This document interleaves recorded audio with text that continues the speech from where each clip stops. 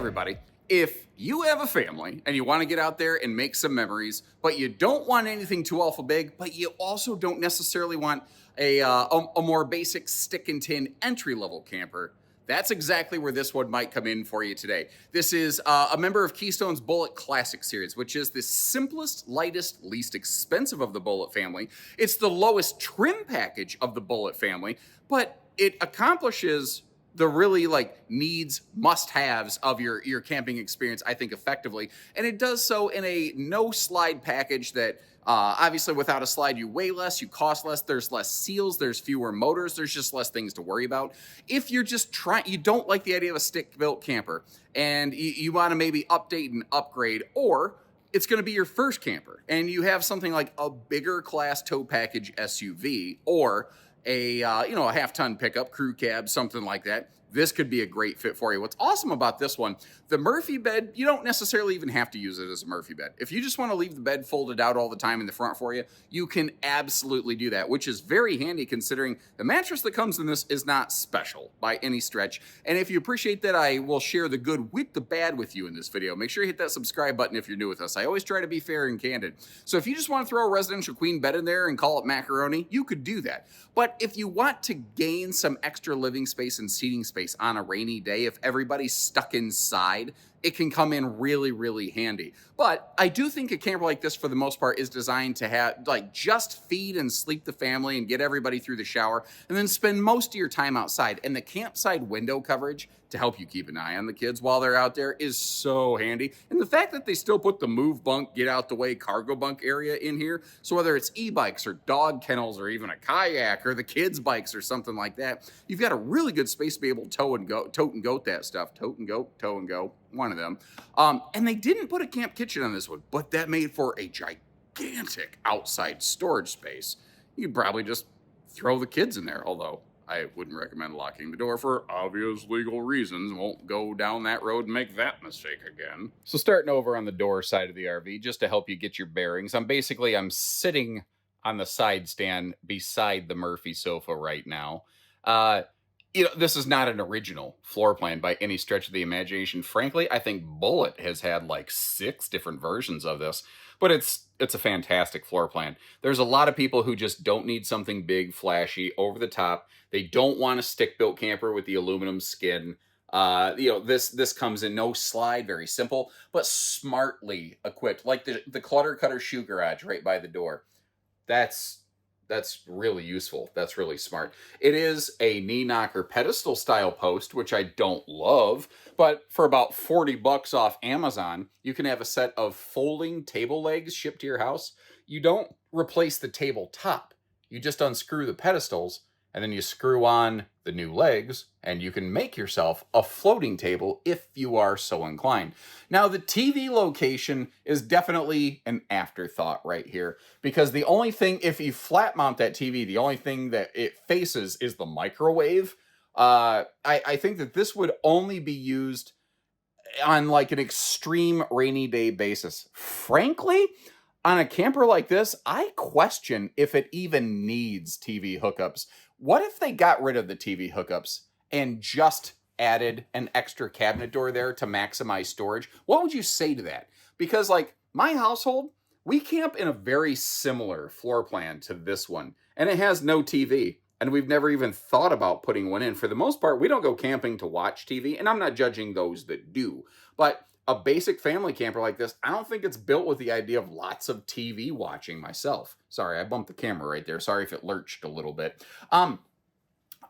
If it is a rainy day or a screaming hot day, and we take a 1 to 2 hour midday summer siesta, basically, most of the time we just each find our own little spot to plop down and either take a nap or just fiddle with our phones a little bit before we go back out and do family things.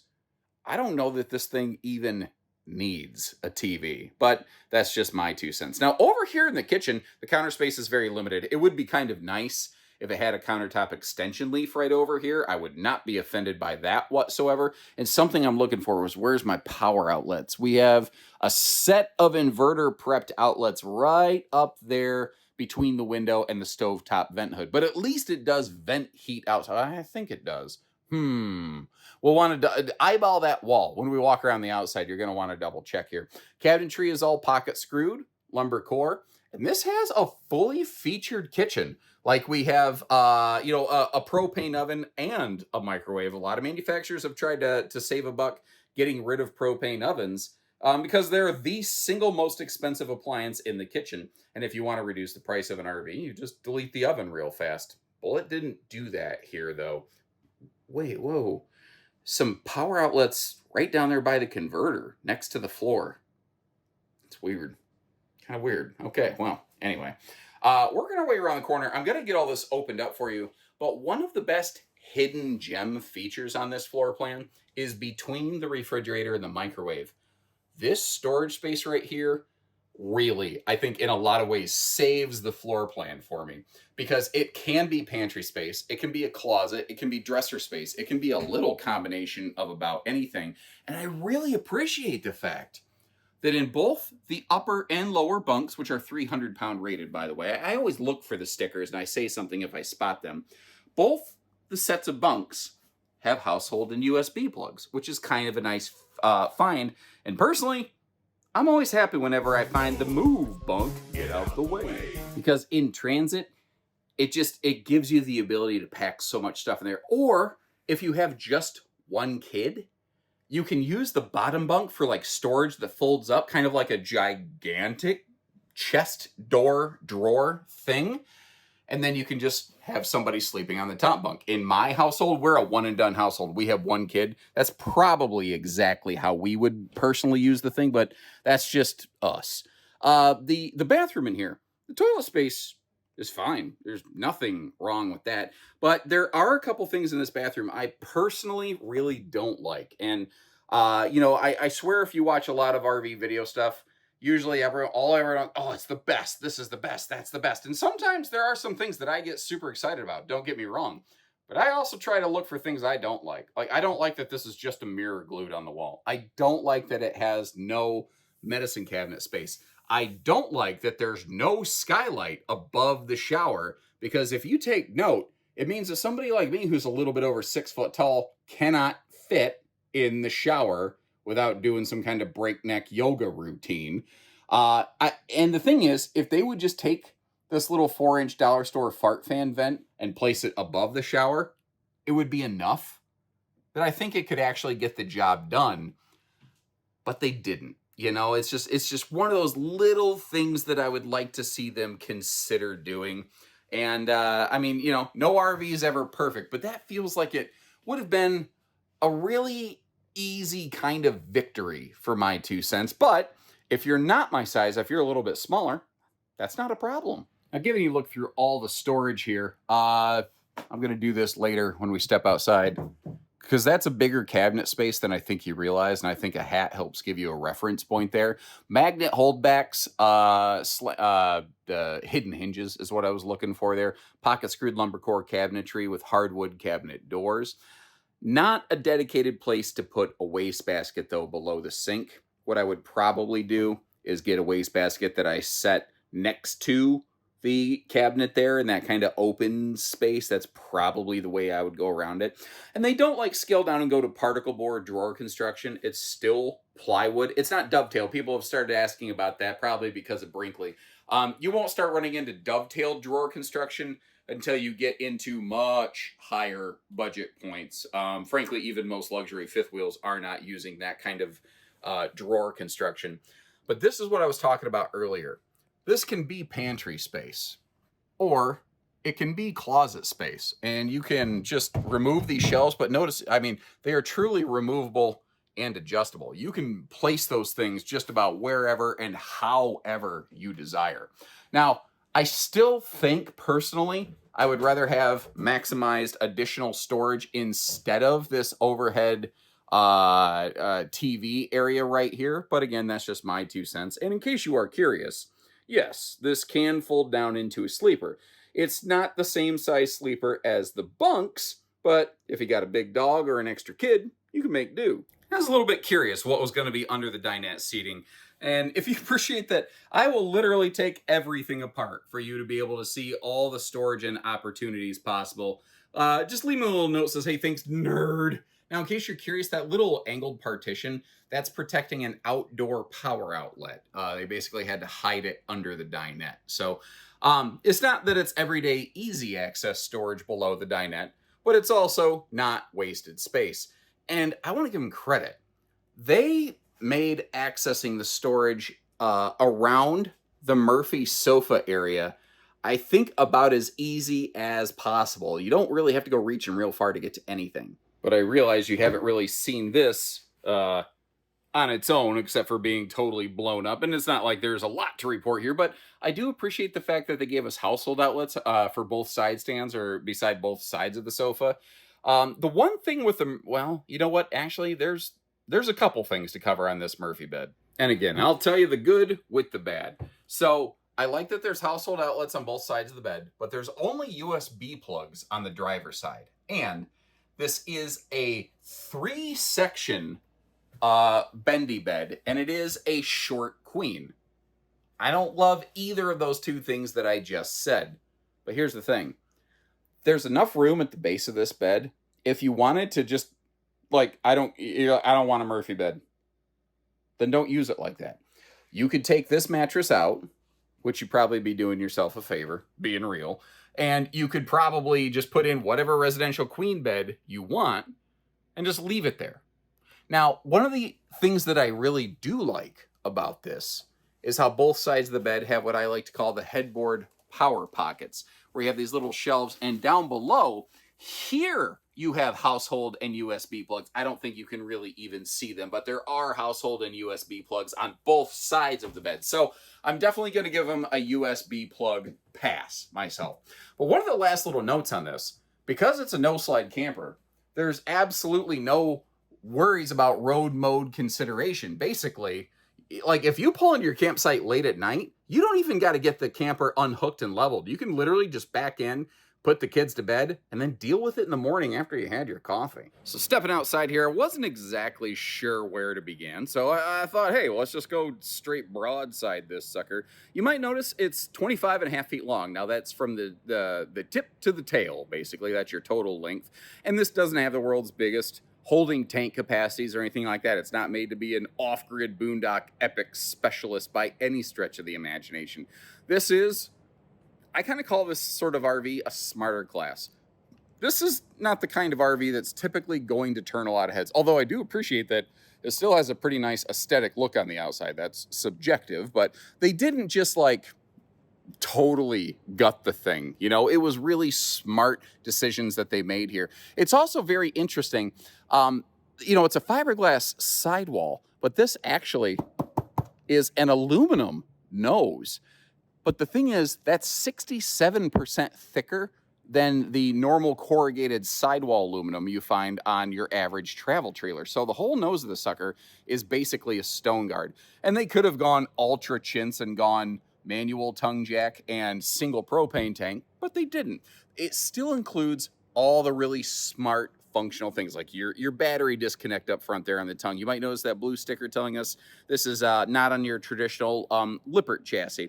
They could have gone with the plastic clip hold bags for the baggage doors, but they didn't. Now, we don't have the slam latches, which would be nice, but we do still have an all aluminum welded cage, like, you know, sidewall floor, and even bed construction, which is kind of a nice find. If I'm not mistaken, I believe the underbelly of these is also still forced air heated. Yes, it is. I had to kind of roll through the mental Rolodex real quick, but this still has an enclosed heated belly for extended season use. And they did not chintz on the awning. The theme that you might be seeing here is stuff that is preferential and kind of subjective. They didn't really do a lot of it. The stuff that really everyday users would affect your camping experience, like a big awning space, that stuff they did. It still has the 220 watt solar package up on the roof in front of the air conditioner. You see that, how there's that silver line sticking up like directly above the door? That's your 220 watt solar panel. Still has the 30 amp MPPT charge controller. So they're using all the same hardware on this. It's just a simpler application. It's just trim levels. They didn't build it cheaper. They just didn't slap all the extra equipment on it that some of the other bullets have. Now, There is one major difference between like the Bullet Crossfires and the Bullet Premiums.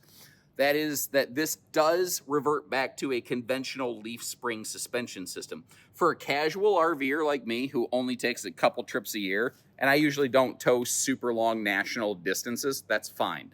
But if you're going to be an all day, every day on the road kind of person, that's worth considering. And I hope you appreciate that. I'll kind of shoot you straight on that. Now, the problem with this rear area here, since they didn't put a camp kitchen in it, it just becomes massive storage, but the camera doesn't do it justice.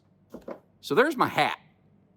And when I throw an object we can all reference in there, you suddenly realize that's absolutely huge. You could pack 2 dudes in there. I don't know why I felt like phrasing it that way, but it's not inaccurate, I guess. The yellow stickers on these power outlets are telling us that it is inverter prepped. Now, you might notice you have the power outlet in there. If you want to put a little mini fridge in, you could do that. What I was curious about is, do we have a gas grill quick connect down here? And I don't see one. I'm a little surprised by that. So hey, now actually, I've got a little bit of a workaround for you. If you like this RV, but you're like, I need a place to hook a grill up on outside, there's actually a little widget basically that you can attach straight to the propane tank right on the tongue of the RV that then just has a gas grill quick connect coming off of it. So you just pop it on there when you need it, you take it back off when you don't. It is one extra step and I don't love that, but if you make it part of your campsite setup routine, you're kind of good to go and it's really not much of a problem. And that's something you could probably get off Amazon. I'm not even saying you have to buy it from us. It's not a Bish's exclusive thing. I'm not trying to smoke screen you into anything. I'm just trying to give you extra insights. But the cool thing is, it doesn't matter what kind of camper you're looking at. If you're looking at any RV and you just want a different place to hook up a grill, what I just described to you could work on anything. So if you appreciate the little breakaway pro tips, leave us a little note. Let us know we're doing a good job for you. Now back to this little area right here. On the back, the Classic Series is ladder prepped. It doesn't have a ladder built on. If you look at the right side of the screen, you can see a higher trim package Bullet actually has the ladder built on it. That is part of the price differences on these, basically. It is still also camera prep. The roof is walkable. Hey everybody, so I made a mistake and I think it's a potentially significant mistake. I've never claimed to be perfect, but if I get something wrong, it's never by intention and I always try to leave you with the correct information. I got about halfway through the day before I learned these Bullet Classic models have actually reverted to a classic non-walk-on roof construction. Several times, I think, in this video, I made specific mention that, oh, it's ladder prepped and it is a walkable roof. In the case of a Bullet Crossfire or Bullet Premium, that is correct. For a Bullet Classic, that is not correct. And that error is on me, but I don't want my mistake to become your problem on one of these. So if that's a deal breaker for you, I 1000% get it and respect it. That's why I'm doing what I'm doing right now. But if you at least appreciate owning up to it and making sure we get it right when we make a mistake, maybe just drop me a little note that says, hey, thank you for that. We'll keep on moving on. Down below, one of the nice things is this is a single sewer outlet, which is kind of a nice little feature right here. They do have their 60,000 BTU on-demand water heater. The reason I want to stress 60,000 is there are different powers of tankless on-demand water heaters. This one will provide you with warm water further into shoulder season. So early spring, late fall, when the weathers do get a little bit cooler, this one can still provide you that function. And the last thing I think I want to leave you with is these nose lights, I think, look really neat. But at night, if you are park camping, I don't know that your neighbors are going to appreciate it. So you might consider, once it's getting dark hours, once you have vacated your website, what is wrong with me? Campsite, you might want to turn those off. Website, what? So thanks again for tuning in, everybody. As I always tend to do, I'm going to leave you a bunch of links in the video description. If you want to see where we have one of these parked, what they're running, or if you want to see some similar floor plans from other builders. Like if you're like, I like this, but I need a little bit more Smex appeal going on, we have options for you. Or if you need even more basic and less expensive, we have that too. So, when you're ready, we're ready. Remember, we don't do hidden dealer fees. we just do about everything else. So take care, stay safe, have fun, and I'm getting awful close to the camera, everyone.